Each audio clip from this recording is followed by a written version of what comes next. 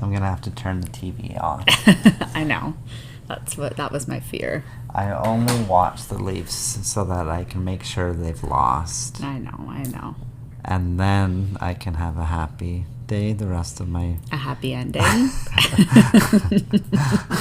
I want them to lose more than I want the Rangers to win. Really? Yeah. Well, not the Stanley Cup. If the Rangers would win the Stanley Cup, I would be happier than if the Leafs lost. But in all other circumstances, you're happier for the Leafs to lose than the Rangers to win? Correct. That's aggressive. Mm-hmm. Some people just want to watch the world burn, Mr. Wayne.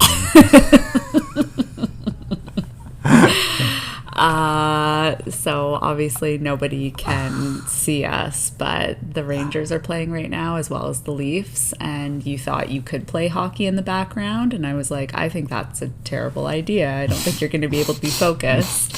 And we've been running this for 1 minute and 24 seconds, and the Leafs had to be turned off. Yeah, that's fine. We'll pick back up later. Yeah. But I appreciate your dedication to the pod. For the cause. For the cause, yeah.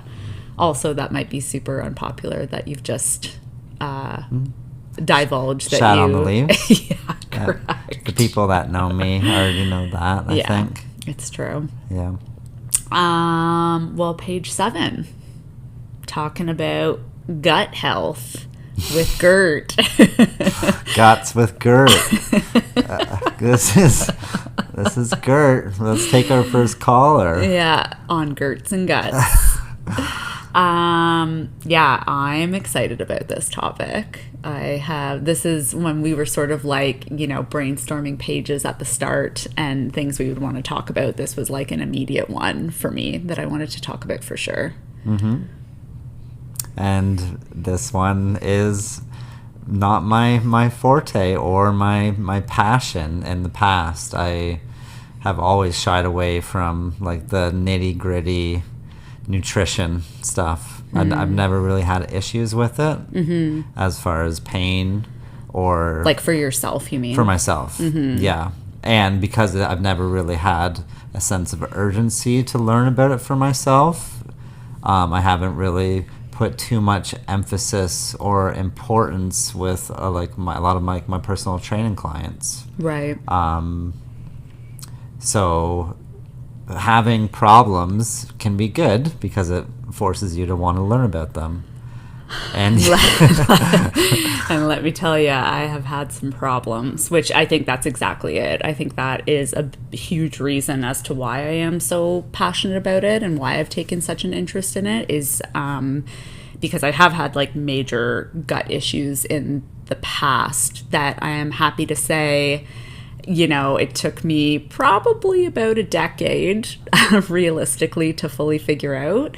But I have largely healed my own gut and eliminated a lot of my gut issues and pain and discomfort, largely just through independently learning about it and through my diet. Mm-hmm. Yeah. So when I was in my early 20s, I want to say literally like 20 or 21, I was basically constantly having abdominal pain and bloating, and I used to hate when I would go to doctors and stuff like that and they would call it bloating, because I'm like, I understand what you're saying, but this isn't even what I would describe as bloating. It literally feels like my intestines are swelling.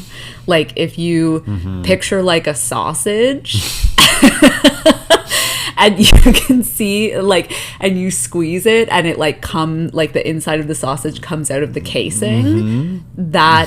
And I would tell specialists this. I'm like, this is the only way that I can describe it. Yeah. And they would say, you're bloated.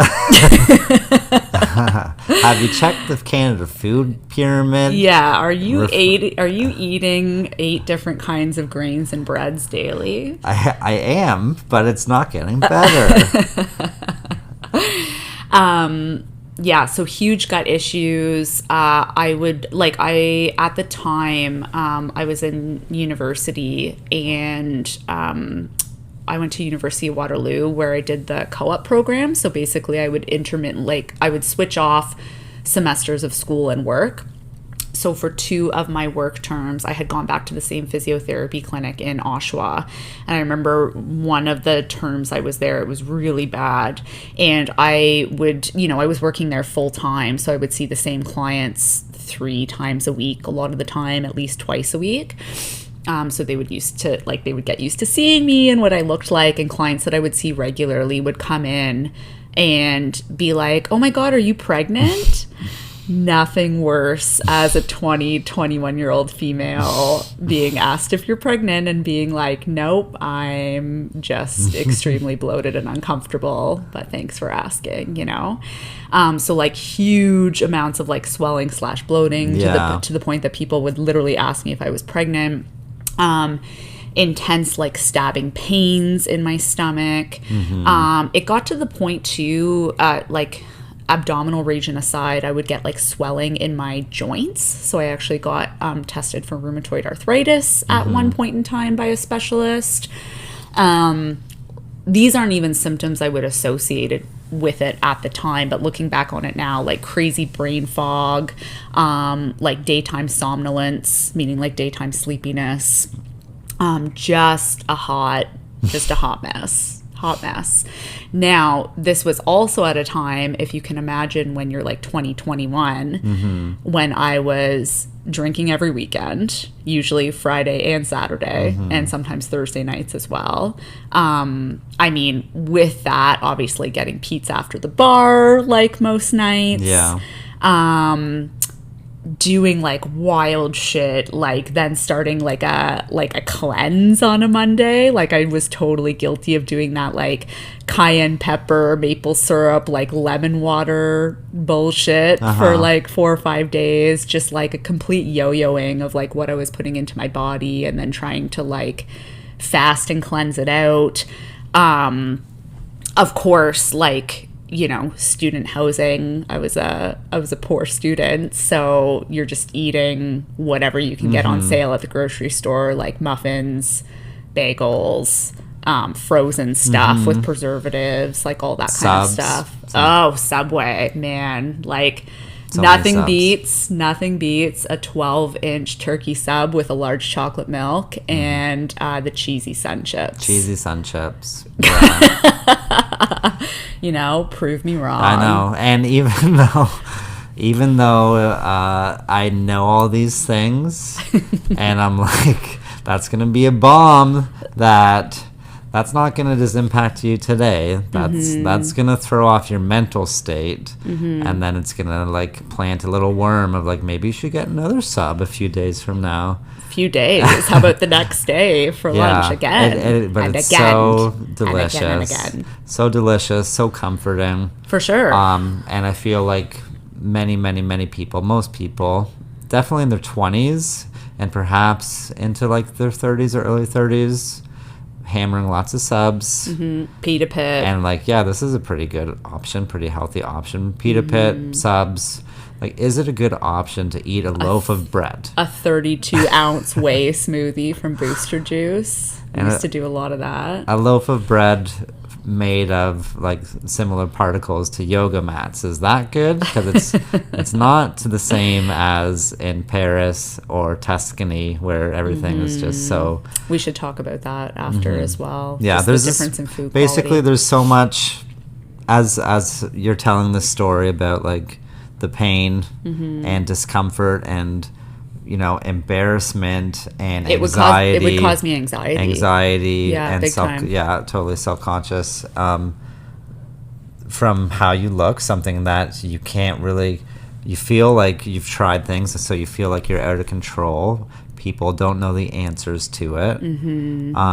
We're talking about basically not just nutrition, health, but really specifically starting from your like core power center, your furnace, your gut. What's fueling you, literally. Of how much that impacts the bacteria in your gut, and how that creates basically serotonin, dopamine, emotions, how you look at the world, your bones, your joints, arthritis, like much stuff comes from that. And we'll get into a lot of that today as well. But that was another thing I certainly, like, I've only started learning more recently about this, and I would say the last couple years, never mind like a decade and a half ago, but just about how much your gut health can influence your mental health, and also how much your mental health can influence your gut health. It's like this sort of bi-directional highway where they're hugely connected in ways that I didn't realize. Yeah. And also thinking back to that time, you know, I'm talking early 20s, how stressed I was at times, as everybody at that time has stress, whether it's like you're going through a bad breakup, or you've got drama with your friends, or you're like crash studying for exams in university and college, right? So I have no doubt now that I know more about that a lot of those things certainly played a role as well. Huge. But at the time, just to start, I was like, I got to figure out, there's obviously something with my intake that my gut is not agreeing with, so I got to start figuring this out.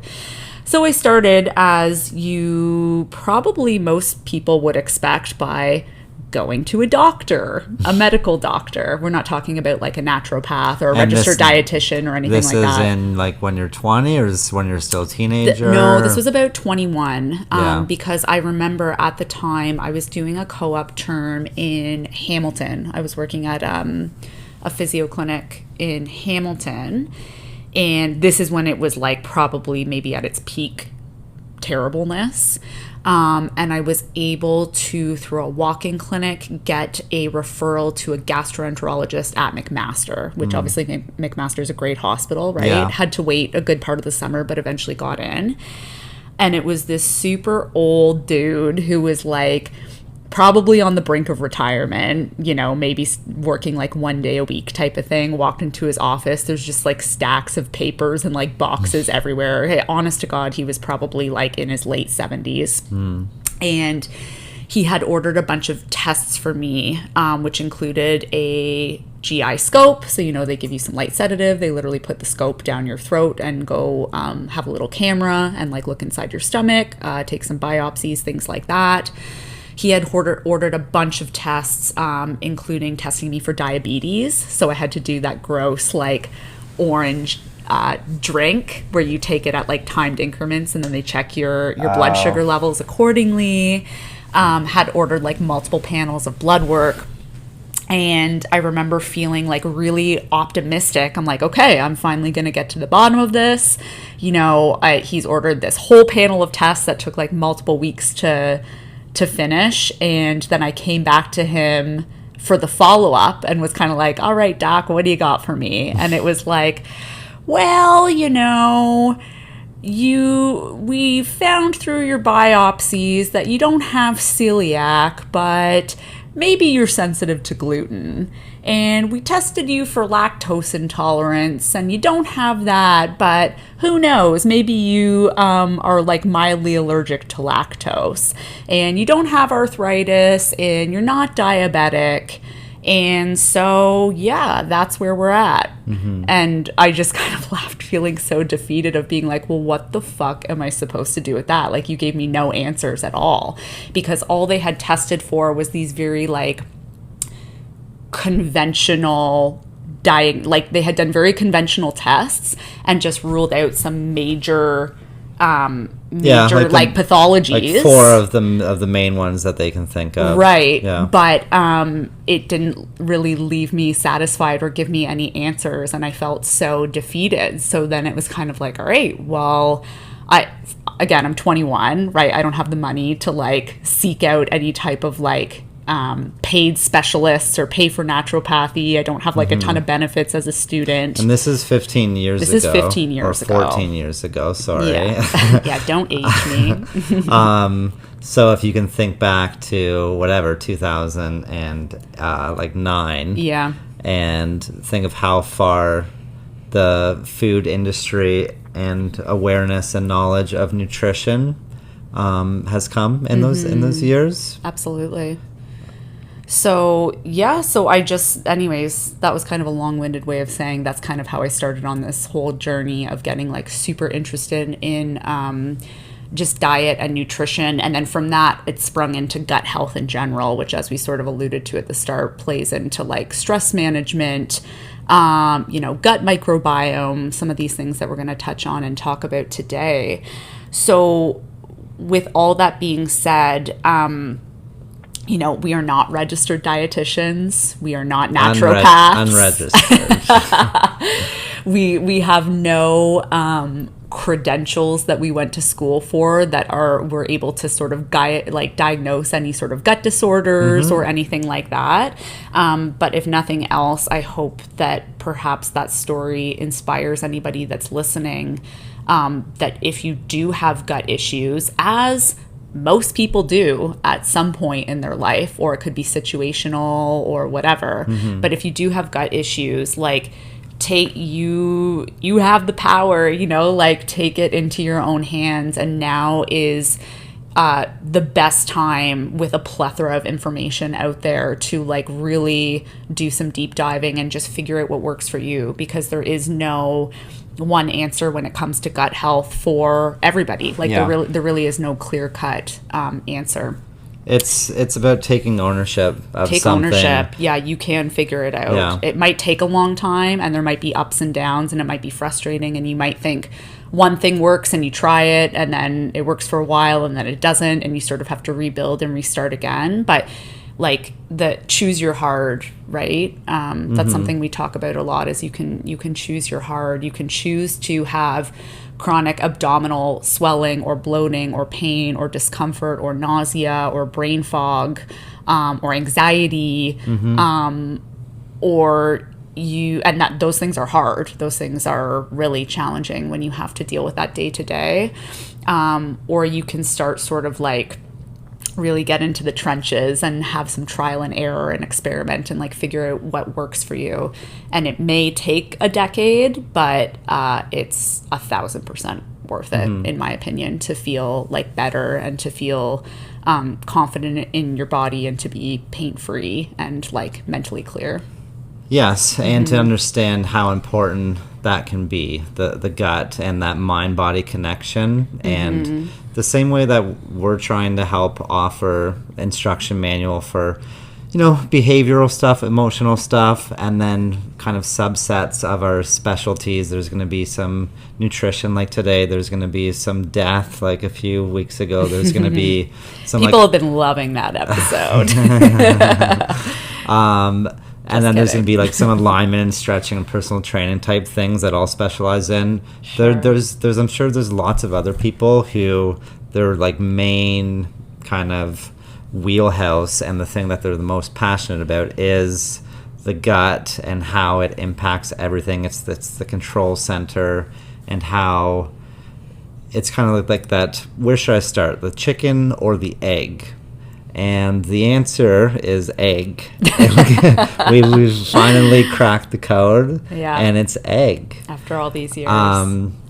Because through evolution, as things start to, breed with different animals and the species kind of evolves, and slowly the chicken turns into a chicken. I'm already screwing this up. Okay. But it doesn't. When it comes out of the egg, it's a chicken. So the egg comes first. Right. The egg. God damn it. All right. I'm going to take back over.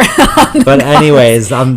Eat eggs is what we're trying to say. What I'm getting at is the gut is kind of like the egg. Like, let's start there, because if that can impact your emotions and your joints and your bones and how you feel and your energy and how you look at life, and really understand that the mind body is connected and the gut is is kind of the control center of that. Absolutely. And that's the egg to start at, and just forget about all that nonsense I was saying about earlier. Chickens.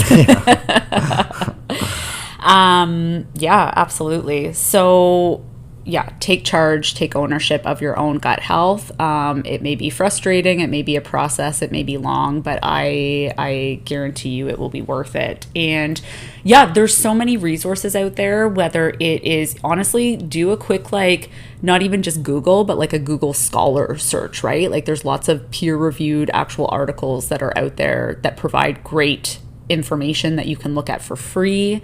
There are Instagram influencers. Like, not everything on Instagram is great, but there are legitimate, like, naturopathic doctors that share free information on Instagram that you can learn from.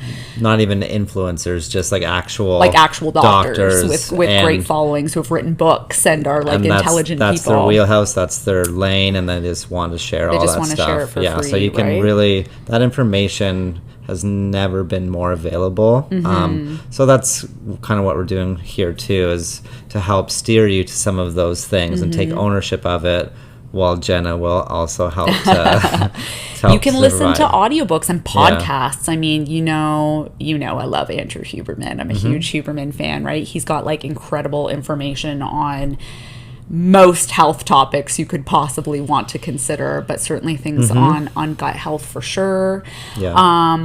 I'm listening to, as sort of like in preparation for this podcast, I started listening to an audiobook. So I mean, if you have an Audible membership, you can look up a lot of this stuff for sure. But it's called The Mind-Gut Connection by a gastroenterologist named Emmerin Mayer. I'm not 100% finished it yet, but it has been quite good so far. Emmerin Mayer? Emmerin Mayer. I believe he spells his name Emeran, and then Mayer, Mayer. Gotcha. Yeah, Emmerin Mayer. So he is a gastroenterologist by trade, like did med school, has followed that path, and self-admittedly, he has said, we, even as gastroenterologists, we do not get trained on nutrition, which is insane. Like a doctor of the gut, they basically get no formal education in nutrition. And when they go through med school, they're very much taught about digestion as this sort of like mechanical thing that happens, much like my experience when I was talking about the old dude in Hamilton. Like, well, we can rule this in or we can rule this out. Like, do you have diabetes? Yes or no? Do you have celiac disease? Yes or no? And that's literally how they get trained in medical school.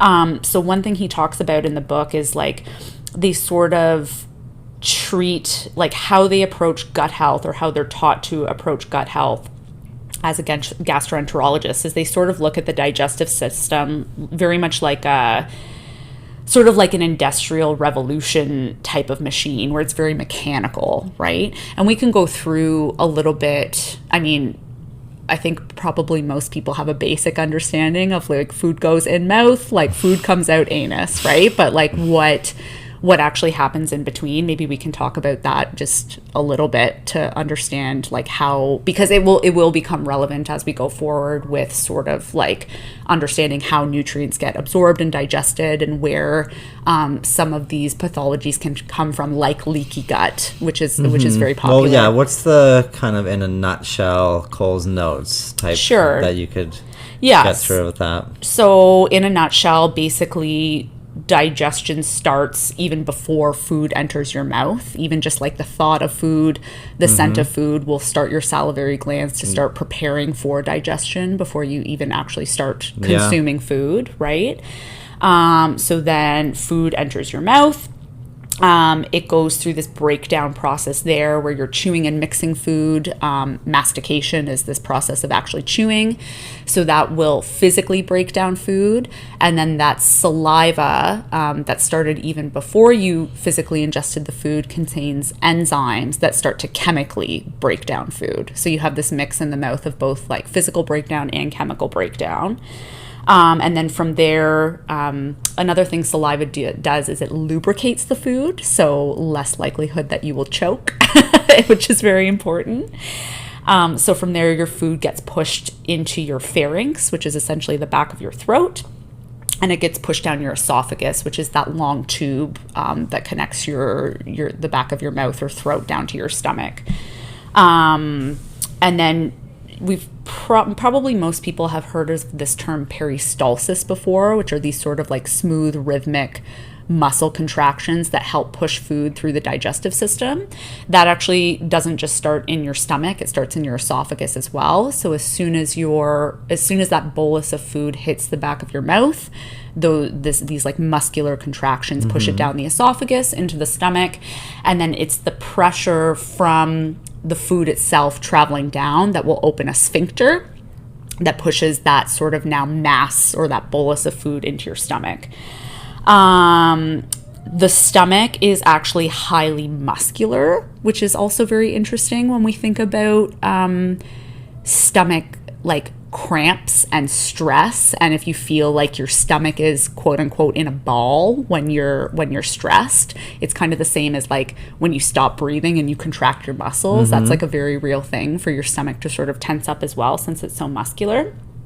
But in regular digestion, it's basically, because it's a super powerful muscle, it will like churn and pulverize food and mash it up even more. And then, depending on the types of foods you've consumed, carbs will digest really quickly compared to like proteins and fats, which are a little bit more difficult to digest. They take a little bit longer time in the stomach.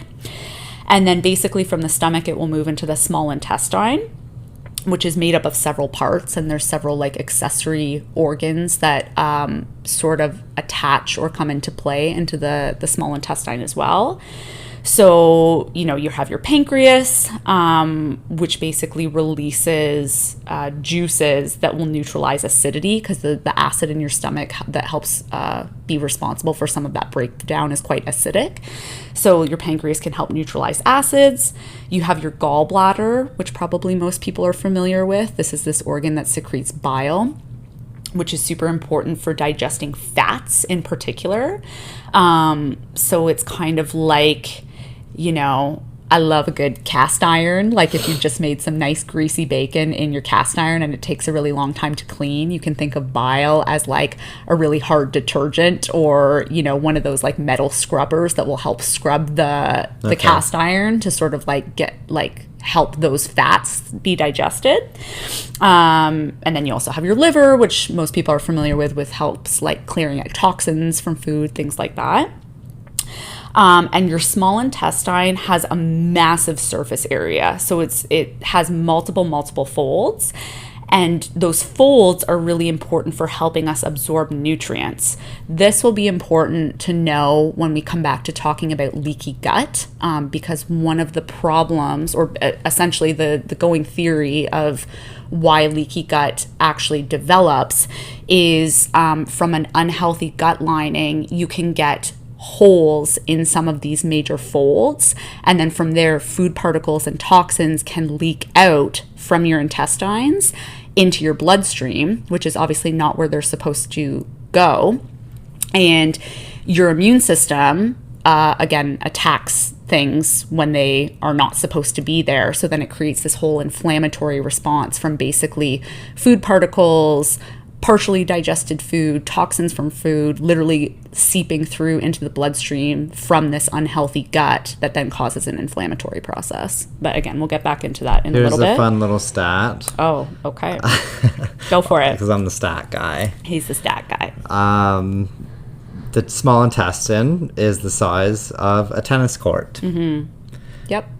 Like when it's opened up and spread out, the size of a tennis court. So all those like multiple mini folds, like it's super condensed for the purpose of absorbing those nutrients. Mm-hmm. But if you unfolded each little fold and laid it out on like a singular cellular plane, I've heard that stat before as well. It would be the size of a tennis court, which is pretty remarkable. So that area, that space, if you think of a huge fishing net, if you have that much going on in your system, and it's like, well, yeah, of course, if there's a lot of bad fish in that net, it's going to be messing with you. Mm-hmm. So it's not just like, oh, I ate this one bad thing, why is that so bad? It's like, well, think about how much you're absorbing here. Well, and that's just talking about physical damage to the epithelium itself, or like this layer of cells that's there. We haven't even started talking about like good bacteria in the gut and bad bacteria and how that can wreak havoc on your system and things like that. But just to get back to this like process of digestion. So you've had this absorption of nutrients through your small intestine. And then this churned up pulverized bolus, what's left of it anyways, which hasn't been absorbed yet, like through the small intestine, most of the nutrients has hopefully been absorbed, or it's been sent to the liver for detoxification, or the bile has done its thing and broken down fats. Whatever's left will then move to the large intestine. A ton of digestion doesn't actually happen in the large intestine. This is mostly the part of your colon that's responsible for water reabsorption. The only real digestion that happens here is from bacteria. So I think it was also in this book that I was mentioning earlier, is where I got this comparison or analogy, but it said that there's more bacteria in your large intestine than there are cells that make up your entire body. Yeah. If you want to think about that, that's a bit of a... So let's say that again. There are more bacteria in your large intestine, if you were to count them, than there are cells that make up your entire body. Mm-hmm. Like trillions. Trillions, which is crazy, right? So this is sort of where we'll come into talking about what the difference between good bacteria and bad bacteria, quote unquote good and bad, and why the bacteria that make up your gut are so important, why your microbiome is so important.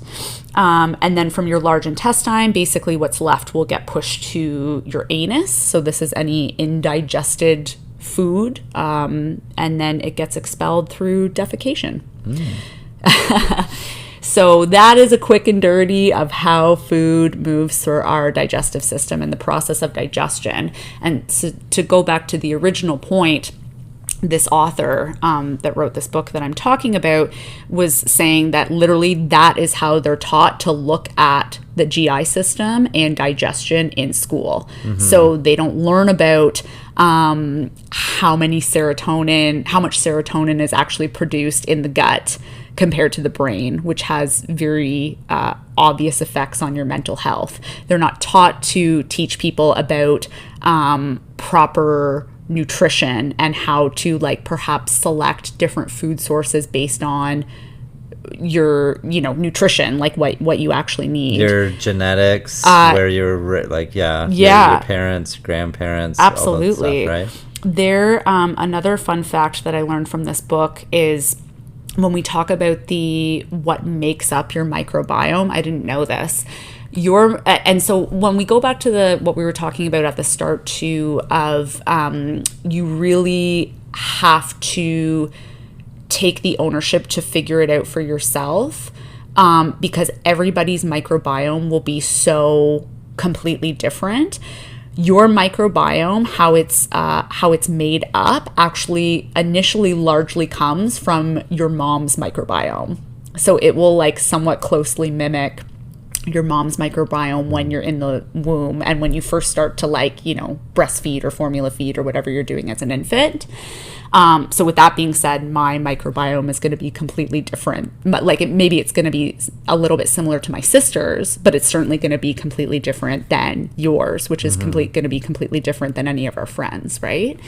It can be largely influenced by your mother in particular's microbiome.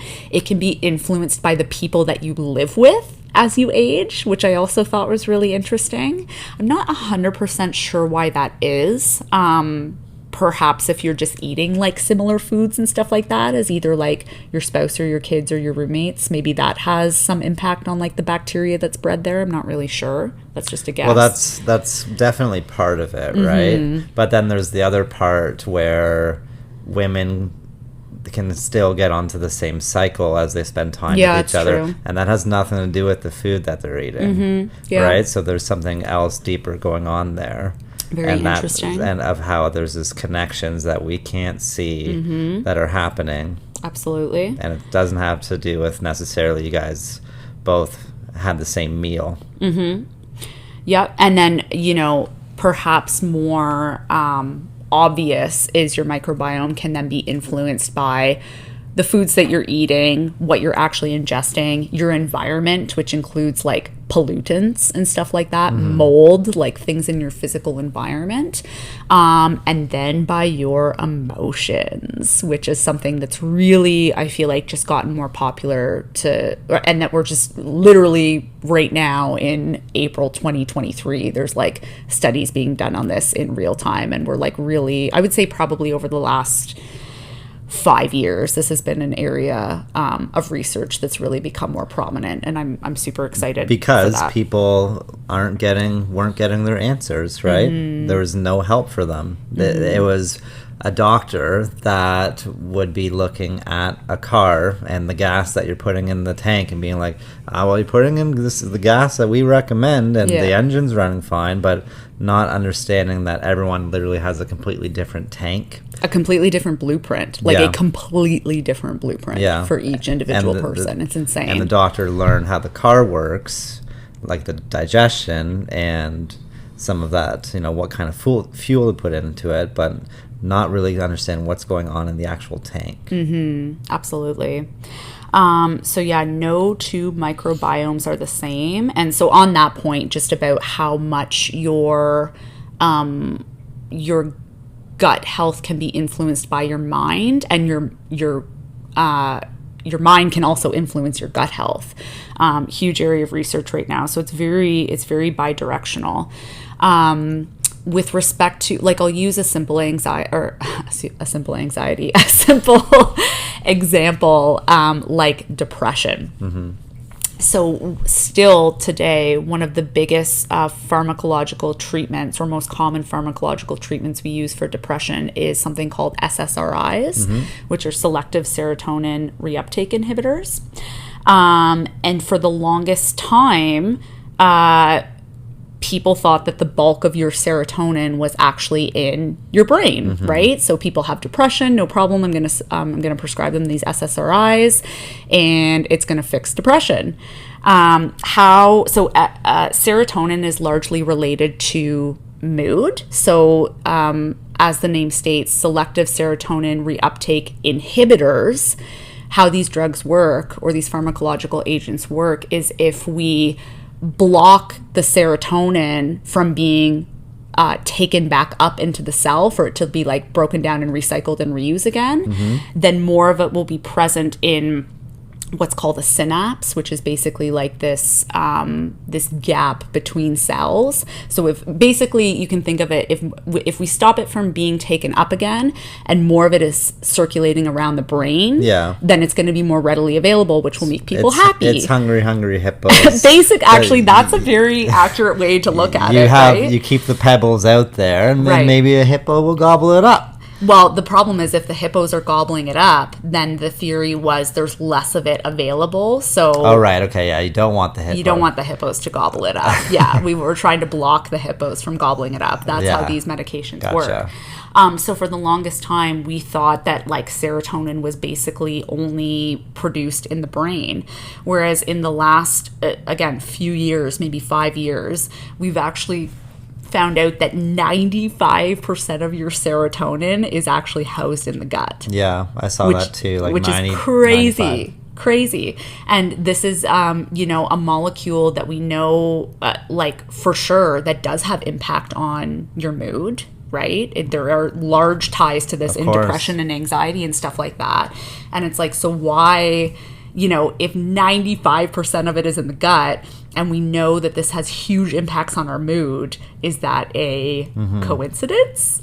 Yeah, so then you take something that might only get access to 5% of the other serotonin, right? Exactly. And I mean, this is going to be another page later on in the book, but, this is why I truly think that, first of all, SSRIs are only effective in treating depression in about 50% of patients to begin with. And that is after it takes first of all, it's a drug that takes a long time to actually get into the system and, reach like therapeutic doses, right? So I can't remember exactly off the top of my head, but it could take you like 4 to 6 weeks. Yeah, I think that's about it. Yeah, of being on an SSRI for you to actually see effects. And that's only if you're put on the right dose to begin with. With a lot of these drugs, it takes a lot of tinkering to be able to find the dose that is individual and specific and right for you. And then even at that, it's only effective 50% of the time. Whereas now, as we're coming out with more information about MDMA therapy, ketamine therapy, with respect to treating PTSD, depression, and things like that, so different psychological disorders.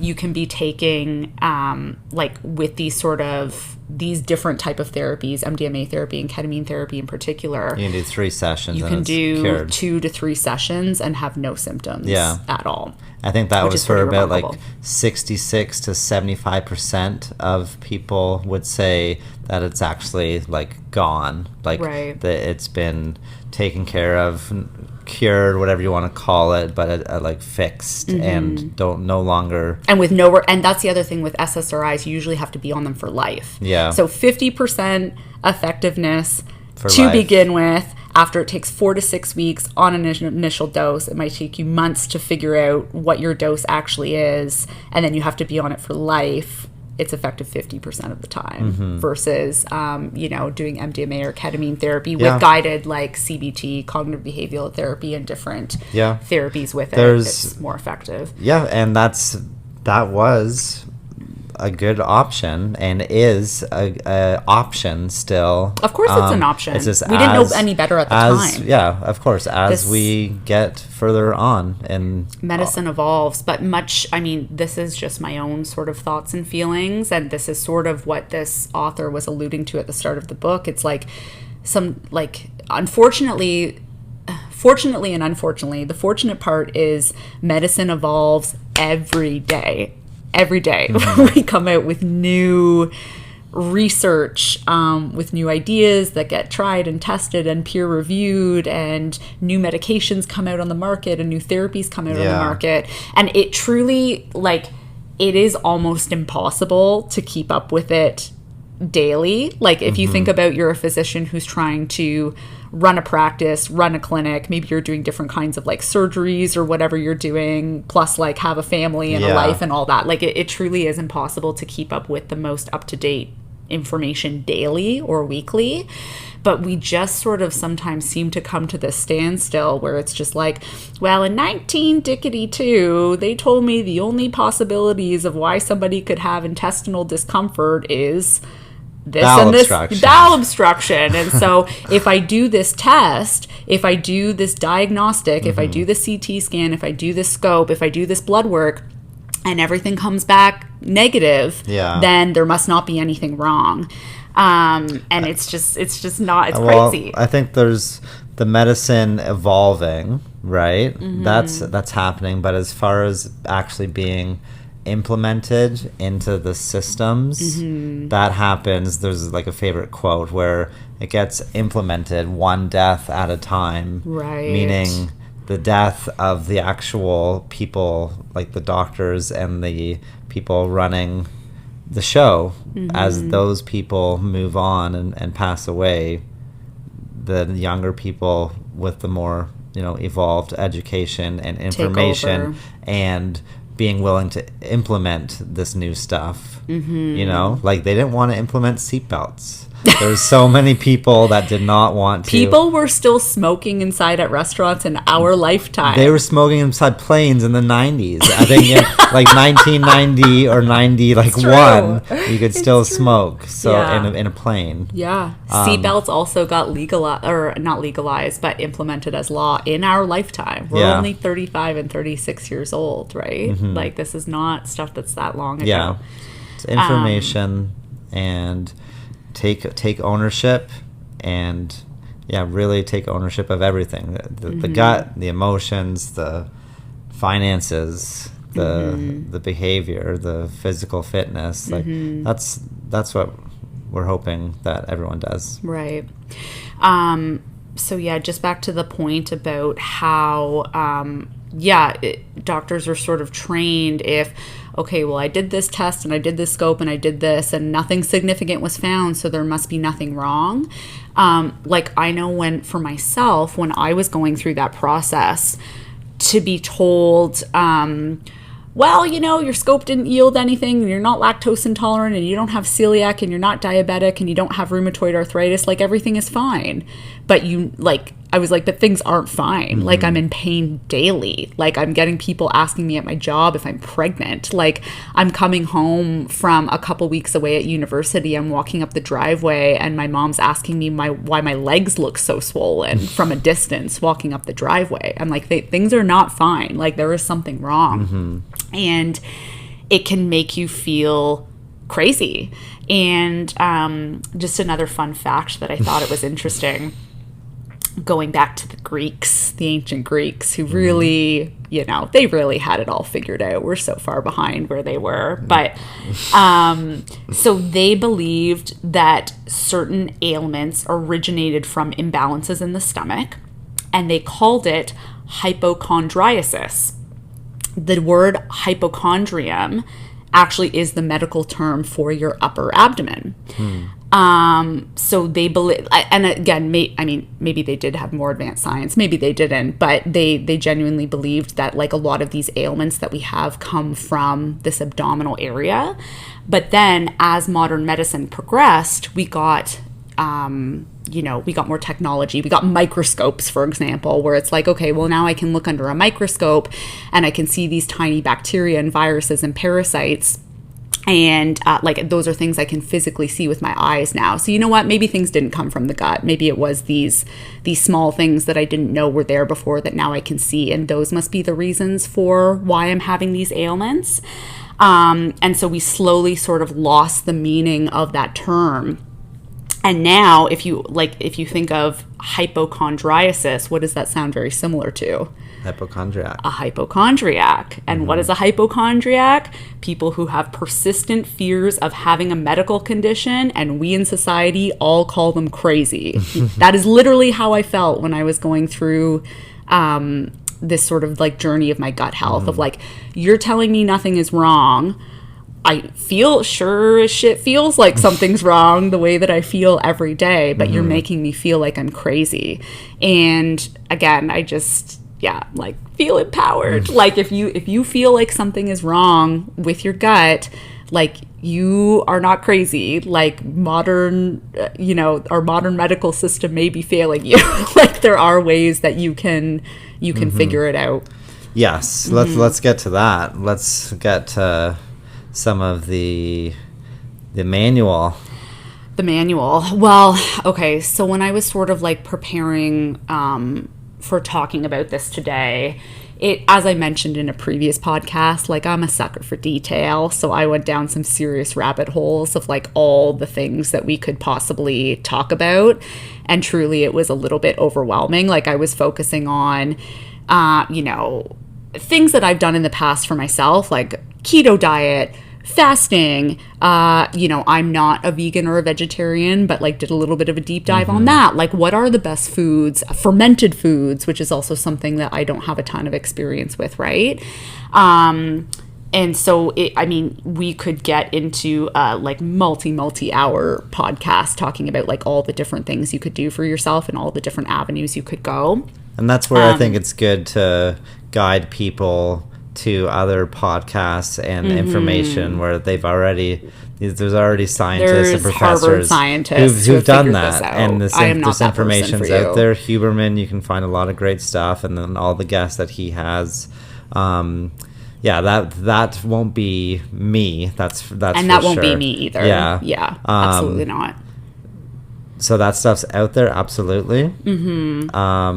And we could just talk so much about it, but people have already doing it, and already have dedicated like their whole life to it.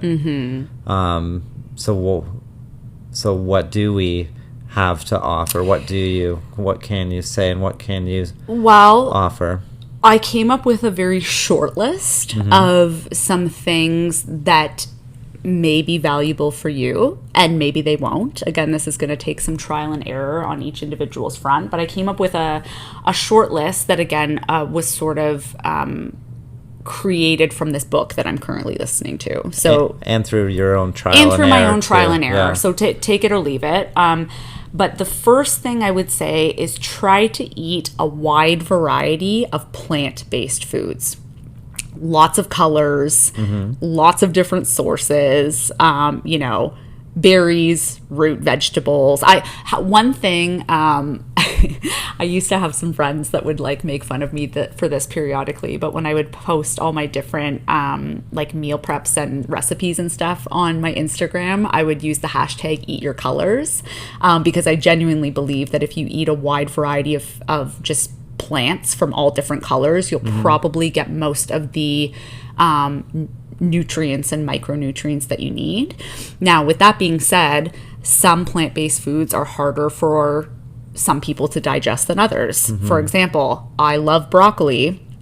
I cannot eat raw broccoli anymore. It just does not agree with my stomach. And so that is something that I have found through trial and error, that as much as I love it, broccoli is a superfood. It has great nutrients it can offer you.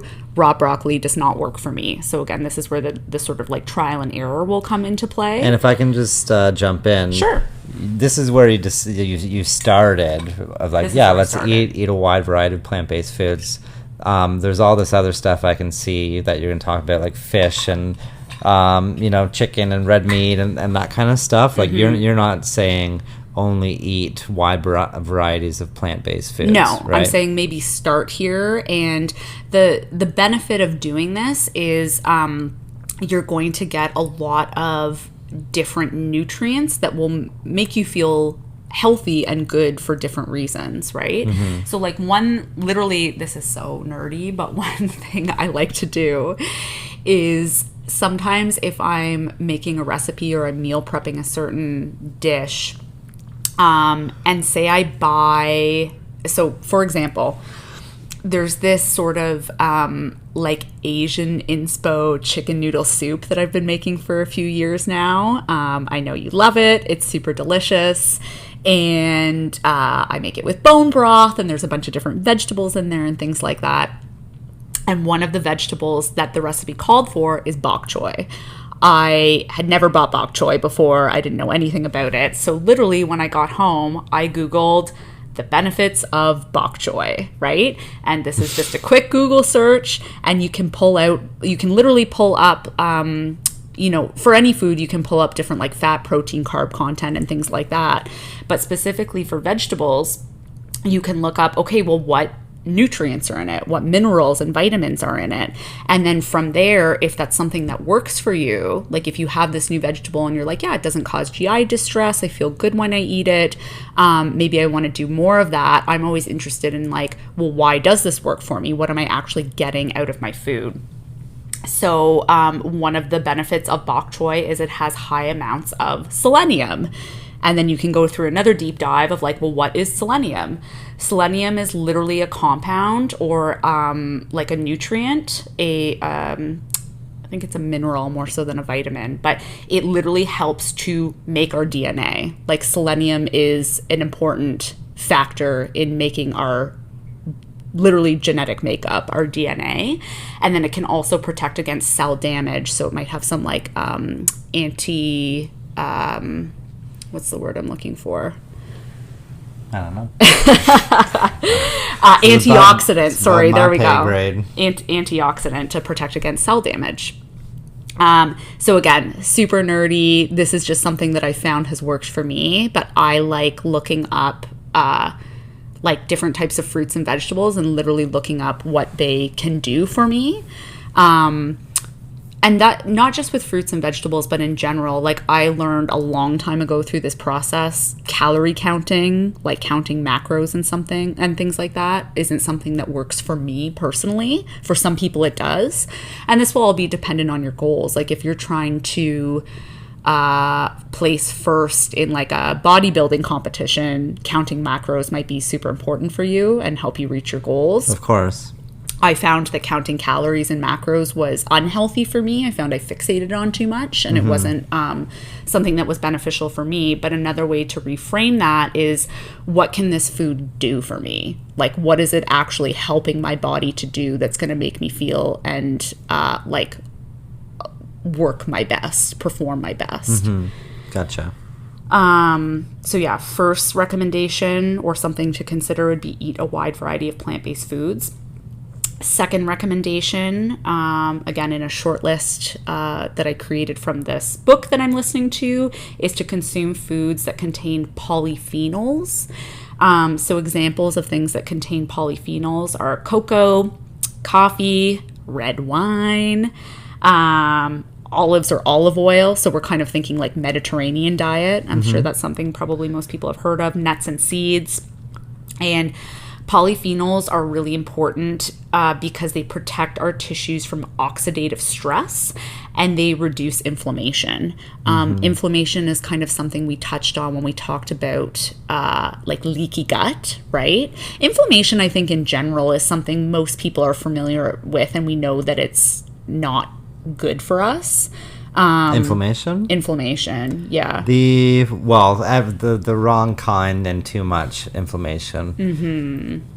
Yeah, because we need inflammation. We need stresses. Well, you need inflammation. Yes, that's a good point. So inflammation can be protective in that if you get a cut, inflammation is important because it literally protects and promotes healing at the area of that cut.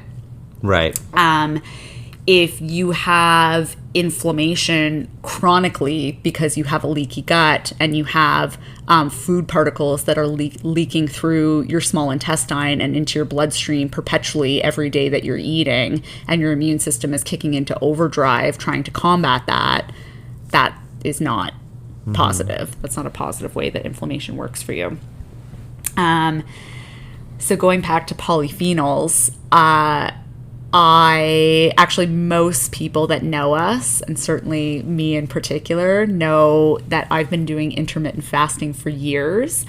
And I literally break my fast in the same way every day with a giant yogurt bowl. And how long have we been doing this now? Or variations of it? 10 years maybe. Yeah, like a very, very long time. It's evolved over the years. I think I remember getting into the yogurt right around we first met, like within 6 months before, 6 months after, something like that. And started with like Greek yogurt, chocolate chips, flavor like lime, banana, chocolate chips, like lots of dairy, big old bowl, but with flaxseed in there. Yeah, some good stuff in there. And now it has evolved to I eat my big old yogurt bowl every day. I chop up an apple, I chop up a banana, I put in whatever seasonal berries we have. What kind of yogurt is it? Coconut yogurt, because I've gone relatively dairy free, because that's something I've figured out that works for my own gut health. Or at least you don't have a huge bowl of dairy like every single day. You'll have cheese and stuff. You'll have some cream. Yeah. I've basically eliminated dairy with the exception of I still put a little bit of cream in my coffee daily, and I will occasionally have cheese, but otherwise, like, I don't drink milk. What? I don't regularly eat ice cream or things like that. I do like cheese. I will never give up cheese. Now, it is absolutely delicious. There's no doubt Chocolate about it. milk and milkshakes and all ice cream. That's all so good. I think just for us, for the individual, for myself, I would notice that my bones are making like more noise. My joints are cracking more. I'll get more of like patchy mustache when you eat dairy. When I'm having lots of dairy and stuff. Just skin's not looking as great, and my body's not feeling as great. Even though that stuff, I'm still down to go to Subway and do it. I would love to. I just can't do it. Yeah, so, the trade-off of how you feel for doing it is not worth it. Perhaps you could say. Like we nobody's denying. Like I would love to go get a 12-inch turkey sub on oat bread with the large chocolate milk and the cheese sun chips. Maybe they have some crazy new breads I don't even know. You never know. There's no denying. I would still love to do that every day, but I've just learned that how I feel as a result of that, and like sometimes you don't know how crappy you feel doing something until you're out of it. So you don't feel crappy. Until you don't feel crappy anymore. Big time. And that was something that I learned from cutting out a lot of those things, is like, this mentally makes me happy for a short period of time. It's delicious and I love it. But when I don't do it, I feel so much freer in my body. I'm less swollen. I don't have the brain fog. I have more energy. So those things are more important to me than having the 12-inch turkey sub. Yeah, that applies to a lot of things in life, right? The not knowing how shitty something is until you have something good. That can be a relationship where it's like, oh, I just assumed I had to be in a terrible, I just assumed I had to have crushing abusive, anxiety every day. Yeah, and that happens with sleep apnea. That's probably the most common one, where it's like, so many people will spend their first night with the machine and be like, oh my God, this is what life could be like. I've been living it like a zombie, like a almost brain fogged, like so trying to power through your days, just barely getting by with the minimum energy. Yeah. Because you're dying and choking in your sleep, and then when you don't have that, you are going hypoxic and cutting off oxygen to your brain. So perhaps the gut and the food and getting that power plant under control is that same kind of thing. You don't know how good it can be and how good your body can feel until you address it. Absolutely. So getting back to polyphenols, that would be sort of like the second category maybe you could consider dabbling in, as foods that are rich in polyphenols, and they help reduce that inflammation. So present in a lot of like nuts and seeds. So when I make these yogurt bowls daily, we've usually got 2 jars on the go at home that I just go to Bulk Barn and I fill up my jars and I mix the little seed mix myself. But it's a mix of flaxseed, chia seeds, hemp hearts, walnuts, and pumpkin seeds. One really interesting thing I learned, I should say in all of these things, they're great because a lot of these contain polyphenols, a lot of these contain omega-3 fatty acids, which is probably another term most people are familiar with. They tend to be good for brain health, things like that. A lot of these, considering they're really tiny seeds, actually have huge protein content. So this is a really great way to start your day with high protein. So, for example, chia seeds have 5 grams of protein per 2 tablespoons. So just 2 little tablespoons will give you 5 grams of protein. Hemp hearts have 10 grams of protein per 3 tablespoons, which is actually more than an egg. So if you have 3 tablespoons of hemp hearts, you're actually getting more protein than you would from a single egg, which is pretty insane. Wow. Walnuts are an excellent source of polyphenols. And one thing I've learned about walnuts that's really interesting is they're really beneficial for gut health in particular because they help increase the number of good bacteria in your gut. So they specifically will feed the good bacteria in your gut that have or that produce a byproduct of something called butyrate. And butyrate is a byproduct that will then get re-eaten up by gut bacteria again. So it's sort of like this cycle where it feeds itself. So the good bacteria, like walnuts, will basically help feed good bacteria. Good bacteria produces this byproduct of butyrate. Butyrate then gets eaten up by the good bacteria again and fuels more good gut bacteria to flourish, which is something that I found really interesting. And then, going back to protein content, pumpkin seeds have 9 grams of protein per ounce. So again, a ton of protein. Anyways, that was a long-winded way of talking about polyphenols, but that's the second subgroup that I would recommend maybe dabbling in and seeing if that's something that works for you. The next 2 I am going to talk about simply because they're categories that came up in the book. However, I myself don't have a ton of experience with these. So again, I'm just going to bring them up. You like it, great. You don't. If it doesn't work for you, no problem. But another food group I would consider investigating to see if it works for you for like your overall health, is to eat more fish.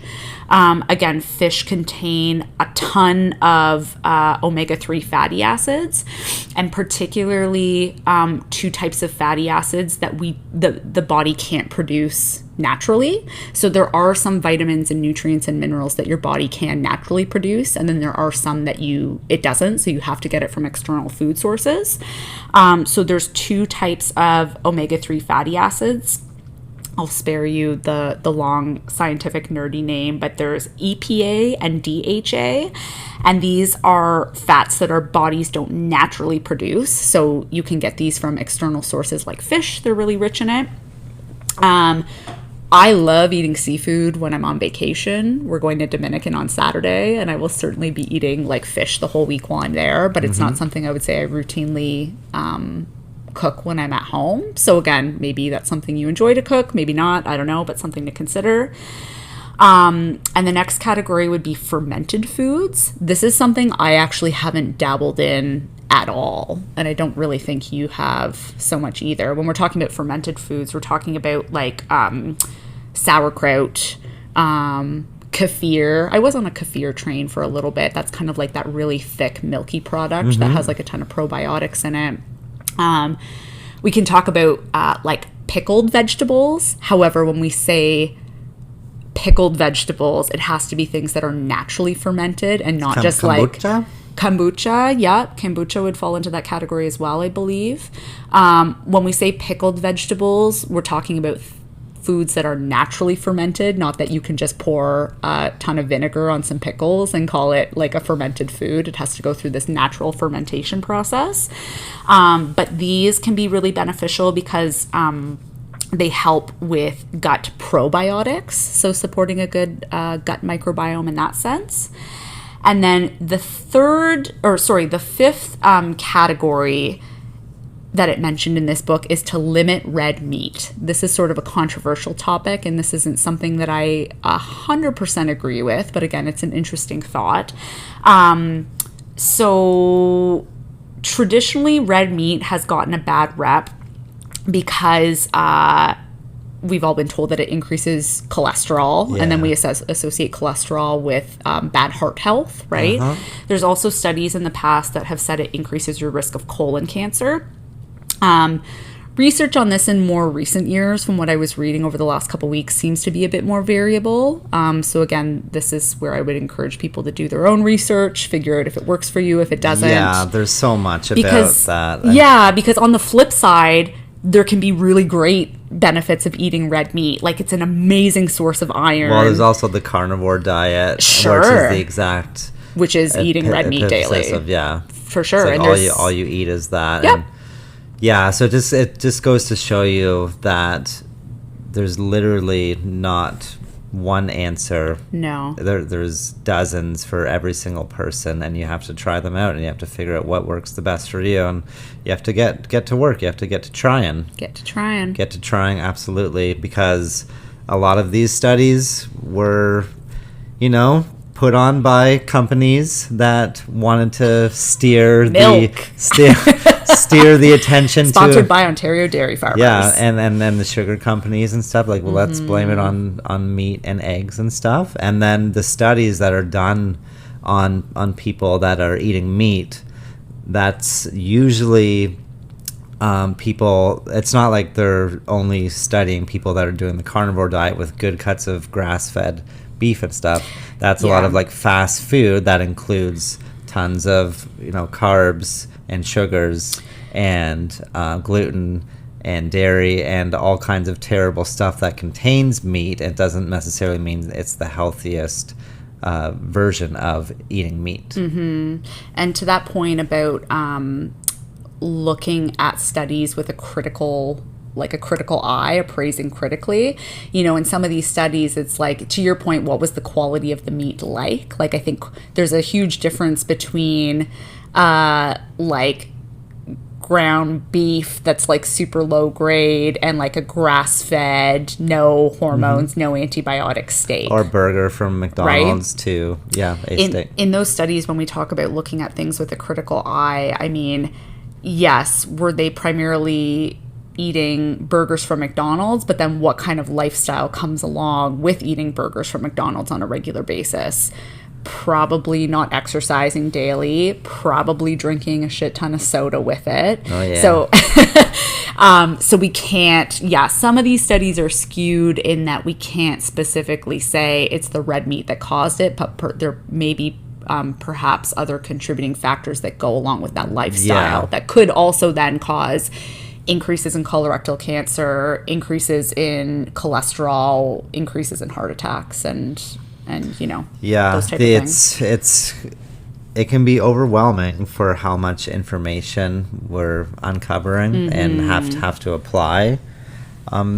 So the only way to figure out what works the best for you is to start applying things and to understand that there are hundreds and thousands of people who dedicate their whole lives to sharing this information about strictly nutrition and gut and stuff. We're not those people. We are not those people. This is strictly an introduction and letting you know that you can do it and encouraging you to take your gut health into your own hands. Yeah, perhaps shining a flashlight and telling some stories.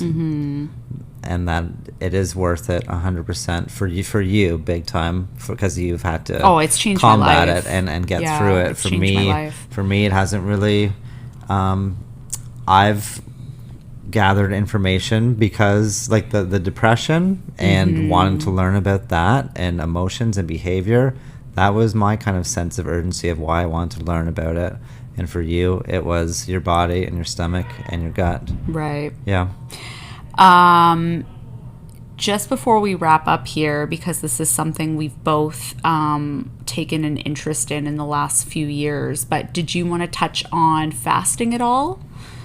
Fasting is, again, a whole, we're talking about both any kind of fasting, which is essentially where you're time restricting your eating, where maybe you're only going to eat for, you could do the OMAD, like one meal a day, where you're only eating one big meal a day and fasting for 23 hours, to intermittent fasting, where you're eating for 8, fasting for the rest of the day, to longer fast, where you're fasting for like 48, 36, 40, 72 hours. Yeah. So again, we're just introducing this idea. There's lots of different ways to do it, but fasting is definitely something that both of us have dabbled in.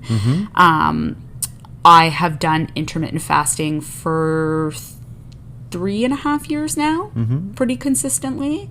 I started doing it. And you do like 12 to 8, 12 to 9 type thing, right? Women tend to, from what I had read when I started it, it's a little bit better for women to do a 10-hour eating window. And I made it a rough 10-hour eating window only to accommodate my shift work. So if I'm on a day shift, I may start eating at noon or 1 o'clock, but because I'm going to bed earlier, maybe I'll stop eating by like 8 or 9, versus if I'm on a night shift and I'm sleeping, I may not start eating till 3 o'clock that day, but then I might push my window back till 10 o'clock. So that could be anywhere from like a 7, 8, 9 hour window, but then fasting for the rest of that time. And that was something I had started doing initially, actually I had read a lot of interesting research on how it benefits hormonal health.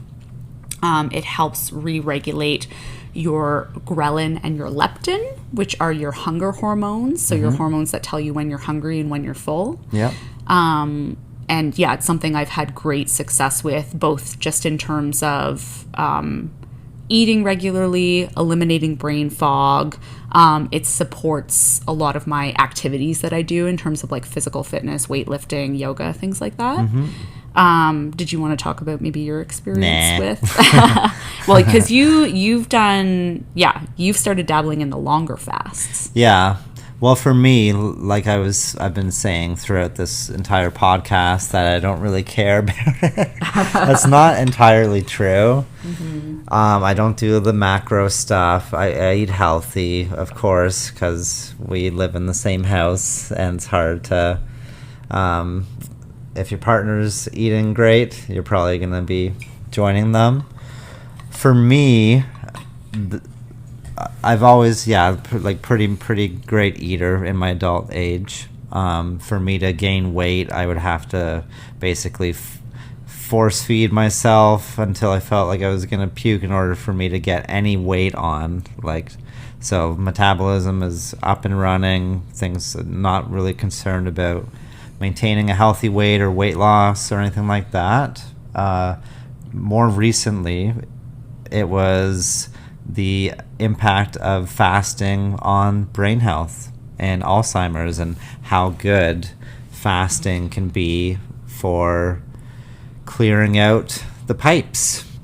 Autophagy. So basically that's the process of your body going through when it has nothing else to do, because so many of us are just constantly eating or distraction eating and constantly digesting and giving our bodies something to do. And when it doesn't have that thing to do, like digest, it goes through and it cleans up the system. It looks for the damaged cells and repairs them, or it looks for the precancerous cells and destroys them. It gets rid of so many potentially harmful things just by doing a fast, just by doing a 24, 36, 48 hour fast. And that's really exploded in the last year, I think, the Alzheimer's treatments. And how, because Alzheimer's is starting to be called like type 3 diabetes. Yes. All right. So what that means is by us constantly eating and having like that insulin response, that's destroying our brains and our cognitive ability. So that's really exploded in the last year, because it turns out that all the studies on Alzheimer's and what's causing it were fraudulent and forged. So you can look that up. Actually, yeah, you can I look did that go up. into a deep dive about that. So that like set the industry back like 20 years or something. So if you just type in like Alzheimer's, fraud study paper, it'll come up. It's about maybe 8 to 12 months old right now. But for me, I was like, yeah, let's do that. I can do a 36-hour fast, and if that's gonna help me be myself and not lose my marbles when I'm getting older, and I can still have memories of my life and be there and be that same person. And if I do that once a month or once every 2 weeks, it's been about a year now of me doing it. I started once a month, and then it's been about 6 months now of me doing once every 2 weeks. I'll do a 36-hour fast. I've done a 48 hour in there too, but 36 hours, Sunday night every second week. I have dinner on Sunday night, and then I don't eat again until Tuesday late morning around like 11. So it ends up being like 36, 38, 48, 40 hours type thing. And just my brain feels like it's switched on, clear. I'm not hungry other than like that dinner on Monday night that I can't eat and that I can smell, and I'm like looking. That's when I make my best dinners. But when you do fast, I'd recommend doing like maybe some intermittent fasting to build it up, to realize that you can do 12 hours no problem. You're already probably doing 12 hours. Go to 18, do a day, do like, okay, I'm just going to have dinner for the next 2 nights or something. Realize that you can do it, and then building up to the 36. I do 36 because from the minimal to average research I've done, that's where it says autophagy, you're getting like the best bang for your buck. Around 36 hours, I think autophagy improves like 300%. And it still goes up a little bit more to 48 hours, but then it kind of levels off. So that's why I chose 36 hours every 2 weeks, and let's hope it pays off. But you can check with me if I live to be 70 or 80, and if I'm still with it mentally, then hopefully it has helped. Yeah, we hope so. And that's information that, again, people are dedicating their whole lives to. That if it's as easy as like doing a 36-hour fast every month, or a 48-hour fast every 3 months or 6 months, that's good to know and good to do, and it's good for your emotions and you're realizing your own behavior too, because when you when you don't have food as an outlet and you can't use food as a distraction, you really realize how much it is just that in a lot of our lives, where we're eating when we're not hungry. It's just something to do, something to constantly distract us, and you start to fill that time with better things. Yeah. Great. I think that is a great way to end it. Yeah, then that's like part one, probably. Again, this is such a broad topic with so many different avenues and ways you could go and deep dives you could get into. But take away from today, you don't have to live with gut discomfort. And if you have gone to a doctor and they've done their major tests and they tell you that there's nothing wrong with you, that doesn't mean that they're right. And you can definitely take ownership of your own gut health to improve your life. And it is such a better life when it is improved. Start with the egg. Yeah, that's right. Go back to John's chicken and egg analogy. Yeah, really think about that, okay? And get back to me what it means.